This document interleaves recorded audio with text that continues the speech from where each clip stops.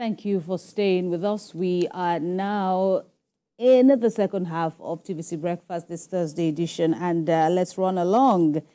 Talking about The Window Seat. It's a book authored by British-trained documentary photographer Dayo Adedayo. And Window Seat is a reminder of the awesomeness of God. As the author reveals that as an artist, one cannot but wonder about the creation of the universe, particularly the human brain, which creates the science of flying like a bird in the sky and even more faster and higher.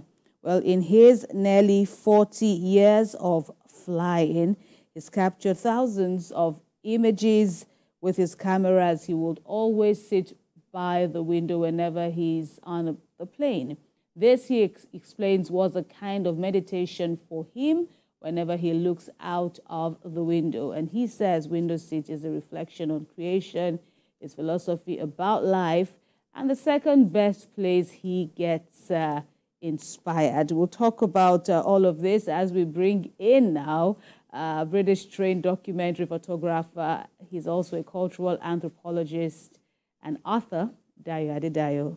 Thank you for joining us again on TVC Breakfast. Welcome. Good morning. And I was kind of distracted reading the background to this interview, looking at those pictures. They are all yours, I believe. Very beautiful. Very captivating, very catchy. I know you must have, gotten, people reacting, this way. But, okay, so let's talk about your interest. You spoke about a second, the second best place where you like to be. Now, the second best place you get inspired. Let's talk about what inspires you to bring about, this great works of art. Good morning once again, and thank you for having me. Good morning, sir. Good morning. Life is a mystery. Life is short. We all think we're going to be here forever. Unfortunately, it's just like a second. And for me, there is nothing as good as documenting our lives. And I've been fortunate enough. I'm one of the very few people that has never worked in their life before. I've been in this profession for about 36 years, and I never see myself working for a day. So on my first flight ever, that was on May 17th, 1987, from Murtala Muhammad, on a DC-10 aeroplane, Nigerian Airways. I kept diary for about 20-something odd years, day to the activities, so that is why I remembered. So everything that happened on that day was actually written down. Yes, really? Yes. So May 17th, 1987, precisely, I think about 10-something to London. That was my first time on an aeroplane.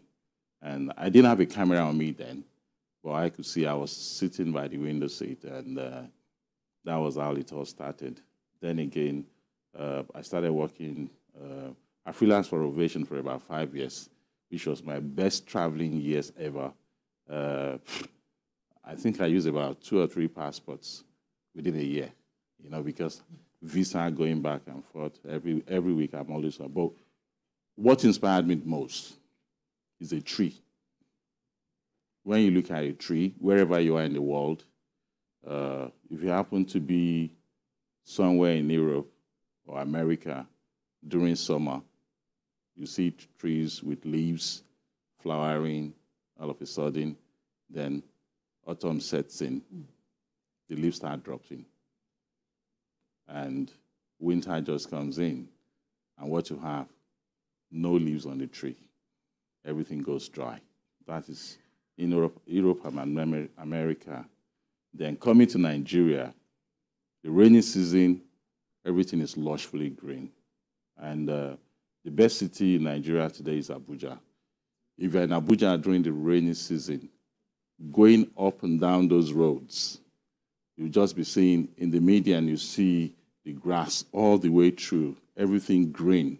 And when you come to some area in Wuse to, there are some streets in Wuse to where you have trees lining the roads, and it's such. And when you fly a drone now, I've only been opportunity to fly once in Abuja, over the city. And when you go over, you'll just be seeing everything so, so beautiful.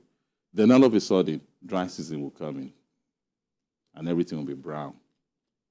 To me, looking at those things inspires me a lot, that there is a season for everything.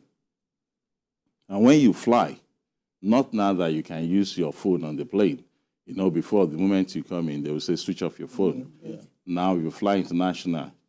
No, there was a day I even surprised my wife. You know, she didn't know that I was coming back home. And because she called and I caught it. I was in a meeting, you know. So we started chatting and stuff like that. And now people might not even know where you are anywhere because you are chatting on the phone. But in those days, once you get on the plane, you switch off your phone. So once I switch off my phone, my camera comes out. Oh. And specifically, I bought a very small camera. It's a professional camera, but very small, not intrusive, so nobody knows what I'm doing. You just think I'm playing. You know, my camera comes out, and the thoughts, you look at the creation, because I wonder how some people do not believe in God. You know, specifically, I believe in God because there is something controlling the universe. It's absolutely impossible for something not to be controlling the universe. In some areas, you take off from Africa, and by the time you get to the southernmost part of Nigeria, you see the lush food green. If you are flying around that area towards Central Africa, everything is green. And once in a while, you see river flowing through those greens. And then you veer off if you're going to the Middle East. And by the time you veer off Africa, the sea, Middle East, and everything now turns into desert. And all you see are just sand and some rocky mountains as well. And in some cases during the rainy season, the cloud formation is something else. Right. You know. So you fly regularly, and well, thinking about it, I have been on planes a couple of times, and once I'm opportunity to be on the window seat, I just close the windows. You know, but don't you have all that fear when you're flying regularly and you have to see the earth? You're high up there, looking down. Don't you have all that mental or psychological fear? To me, no, not at all. Not at all. There is nothing like that because a lot of people die before death. Oh, okay. And once you're on the plane, you just give up. Anything could happen. And once I'm flying, there is nothing like fear or whatever. Because at times there could be turbulence. There was one, I won't name this, an international flight from Lagos to Europe. And the turbulence was something else. I was just laughing. And people were wondering. And luckily, the guy sitting next to me on the other side was a seaman. So after the turbulence subsides, I was just joking that this is nothing compared to what you experience on the sea, you know. And I was just laughing. The lady sitting next to me, if you see the way she was holding me, as if the world is coming to an end. But there's nothing like fear. I just take my mind off because, and it's part of the awesomeness of God. Why we are still battling with minimum wage, how to eat, some people have gone beyond us. And on the average, I must be doing about 500,000 miles a year. Wow. In some cases, much more than that when I'm really busy. I'm still amazed how the machine will take off from ground. And the way I see the whole thing is I've comported it into life, right? Where you see, because I have pictures of when the ground staff are working, loading the luggages, which at times are our bats. Our parents trying to prepare us, putting everything together. And all of a sudden, the plane is ready, talking to the control tower, and it takes off. From taking off, you don't even know whether you get your destination or not. But that is life. In some cases, there will be turbulence, which are the trouble times we go through in life. You know, that's the way I just reason with all these things. And all of a sudden, everything stabilizes again. See, to me, flying is fun. There's nothing to be feared. I mean, I've never been, I don't think I can be a captain or a pilot I can't be a pilot, but I enjoy flying. And because of all the sceneries that you see, from sea to snow-covered land, vegetation, deserts, and stuff, it is one of the awesomeness of God. Right, let's put a hold on this conversation, momentarily. We'll be back after this break to continue our conversation with Dayo Adedayo. Stay with us. Thank you very much for staying with us. It's still TVC Breakfast, and during this cycle of the program today, we've been speaking with Dayo Adedayo, a British-trained documentary photographer. He's also a cultural anthropologist, and he's got a new baby, so to speak, looking at his latest work titled Window Seat. From what we know, it appeared to be a long time coming, talking about this project. You've been speaking about it. You've been quite open about it. You've even been sharing pictures. At least there was one I saw, a 2-year-old post where you spoke about, the window seat, and, across your various social media, pages, you kept talking about, this window seat. And let's go into this work now. Why you thought it wise now to bring it on board to show the world your findings, from the window seat. Thank you once again. There are millions of people who have never experienced flying before. That is always the first time. You never forget your first time. And even some people, millions of people have flown. They don't like sitting by the window because of the fear of heights. And a lot of people do not even think of what is underneath them when they are flying. So the whole idea is to bring it to the flying community and those who are going to fly later in years, for them to see the awesomeness of God. So it's a philosophical book to me, because we all believe in different things and we see things, and that is why artists are different. How could someone wake up, write a song that the whole world will key into? And why would someone sit down and paint something, or why would someone take a picture and people will be saying, "Oh, wow, wow, wow," So there is this part of the brain that we all have. 7 or 8 billion people in the world, 8 billion talents. So for me, it's just a philosophical way of saying, look at the awesomeness of God. And some of the pictures, you just look at them and it calms you down.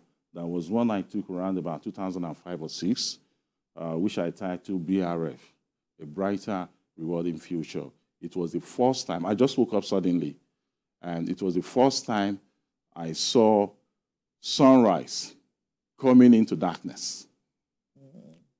And in my Yoruba proverb book, I use the same picture as nobody can hold the day. No matter how powerful you are, the sun will still shine and darkness will come. And no matter how good your life is, there will still be some darkness in it, which are the turbulent times we go through. So it's a philosophical book, and just for people to see the awesomeness of the Creator. So I will be correct to call it a picture book, kind of? Yeah, it's pictorial. It's all pictorial. Okay. It's pictorial, but with little through describing what each picture is about. Absolutely. Right. So you captured all of these pictures that we've been seeing on a plane. My mind is asking, how did you capture it so well that you had steady, you could stay on a plane that's moving and you could capture these images quite beautifully? No, it is actually very easy. You can't use a mobile phone. Yes. Because of the speed, you will need to, because at times, some beautiful, the cover of the book is actually towards landing. And when you want to land and there is cloud, that is when you experience most of turbulence, because the plane will have to go through the cloud where we have bumpy, right, and stuff like that. So, camera ready, ISO, International Standard Organization. I mean, those who are photographers who understand, ISO, and boom, you do. On a clear day, you don't need more than 100. Maybe your camera, your mobile phone will be able to do some things then. But generally, it is easy, very easy. I mean, looking at a mountain coming out of the cloud, with cover snow. You know, it's so beautiful going across the world, taking pictures. Right. In terms of appreciation, okay, but before I even go there, these, the majority, or describe to us, you know, the locations of, you know, the pictures in the, in your book, in the window seat. Are they mainly pictures that you got whilst traveling across Nigeria? Because I know you also have, you know, as a feather to your cap, you know, the fact that you've traveled across the 36 states of the Federation within record time. So are we seeing, or are we going to see many pictures of the beauties of Nigeria, or did you also go beyond to show us, you know, lovely pictures of the world? Oh, that's a very good one, actually. The initial idea was just Nigerian landscape. That was the initial idea, because I have thousands of pictures, because as I travel across the country, the vegetation differs. And there was one that I even saw between Kebbi and Sokoto State. On one side is a brown soil, on the other side is a darker soil. And you can see the difference in between, you know. But looking through the whole things that I have, the body of work, I now realize that there could be repetition of images. Let me make it more interesting and make it global. So I just decided to make to say, okay, let me add into my international travel stories as well. But there are going to be lots and lots of landscapes from Nigeria. I mean, you will see the whole of Murtala Mohammed Airport. And in some cases, we all believe, oh, my house is bigger than yours. Just at 2,000 feet above sea level, you don't see anything. And to me, human beings are just like a speckle in God's eyes, because the massive structure you see is nothing. There was one I took as well, flying from Abuja to Port Harcourt, maybe 2010 or 11, and the whole of Abuja Airport in one frame, the whole of Murtala Mohammed in one frame. And I have the whole of Heathrow Airport from Terminal 1 to 5 in one frame, you know, and most of it had chance, because the plane might veer off, or there could be delay in landing. And while they are going round and round to go and land, it's right in front of you. I mean, I did one recently of the new airport in Ogun State, you know, the whole runway with everything captured in one frame. I just say, oh, wow, Dayo, this is extremely good for you. They are just chance. And at times, because of the weather, they will divert the plane to go. Normally, they will go one way. Another day, they will go the other way around. And I'm talking to a pilot at the moment why they do all those things, you know. I was lucky to get the Third Mainland Bridge one day as well, from one end to the other, which was very, very awesome. You must have a great relationship with airport officials for you to be able to capture these pictures. No, not at all. Not at all. Okay. Not at all. Nobody stops you from taking pictures, actually. Right. Okay, but is there any plan to do an exhibition of these pictures? That's very good. Okay, I'm giving you an idea, so you have to pay me for that. Yeah, that's very good. That's actually good. Because I've never had an exhibition before in my life. No, I did, but there are political exhibitions, but not... when you exhibited the pictures of Ashiwaju. Yes, right? there are political exhibitions, but for my homework as well. Yes, I will do very soon. I will do very soon. Before the end of the year, I will do very soon. All right. But then let's also look at, you know, looking at what you are serving, you know, the art-savvy public, so to speak, or even people who are not necessarily, you know, lovers of art. How do you view the kind of work that you do and how people appreciate you for them? What's the level of appreciation for this kind of stories, as of telling the stories, telling stories in your own style, especially here in Nigeria? To be quite honest with you, I am one of the few happiest citizens of Nigeria. I love Nigeria dearly because all I am and all I have, Nigeria made it.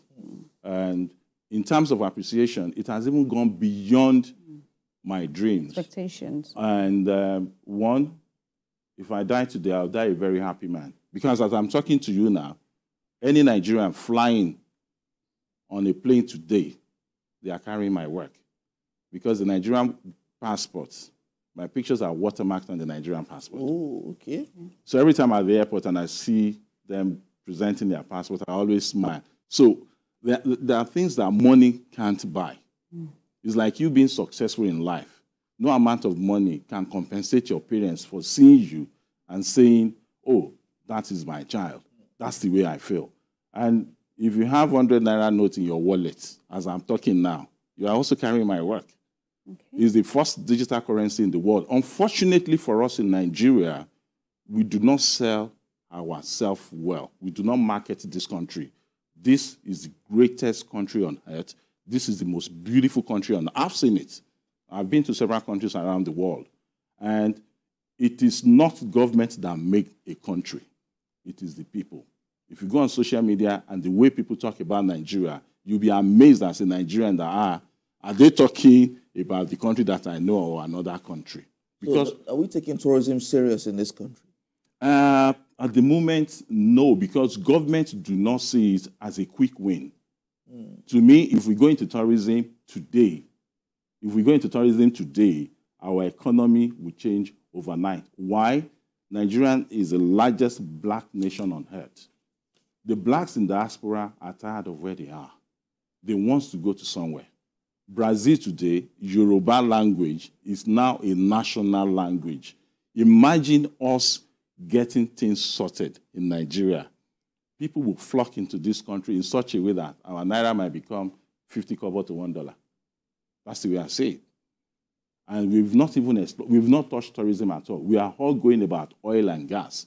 And the citizens are going about contracts here and there. Meanwhile, there are things you can do that will earn you a fortune. Let me drop a clanger to you now. Okay. I'm building the first of its kind gallery in Africa. Okay. Where will that be? Or is still It's in Lagos. We'll be finishing very soon. Oh, great. In the next few weeks, it will be ready. Ah. Where you can traverse from Abia State to Zamfara without leaving the comfort of that building. And there is a room where you are going to go in a boat. Marina is our first destination. You enter from Marina on a boat, and you go to anywhere that is waterways in Nigeria.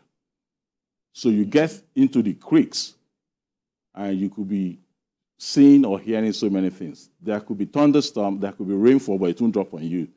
Inside the same room, 5D experience. All right. So you can just go mentally to different states. Absolutely, without within the country, leaving. without leaving the place. So it's the first point. So that to me is part of my work. It's still photography. All right. But we need to promote, sell, and market this country. It's the greatest country. So on the part of planet. your passion here is also, driving further social action to sell Nigeria, positively. But availability of this book, how can people get it? Just briefly. It's going to be on Amazon. Okay. Amazon Europe, Amazon America.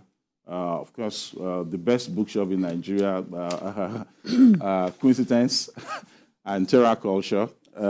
They'll carry it. And on my website as well, dayoadedayo.com. Right, Yes. right. All right, Dayo Adedayo, we thank you very much for your contributions on the program. And, bravo on the job you're doing, presenting Nigeria to the world. Basically, it's such a fantastic work that you're doing, and we're rooting for you all the way. So hopefully we get to talk to you some other time when your studio is, up and running. Thank you very much again, Dayo Adedayo, for your time with us. Thank you very much.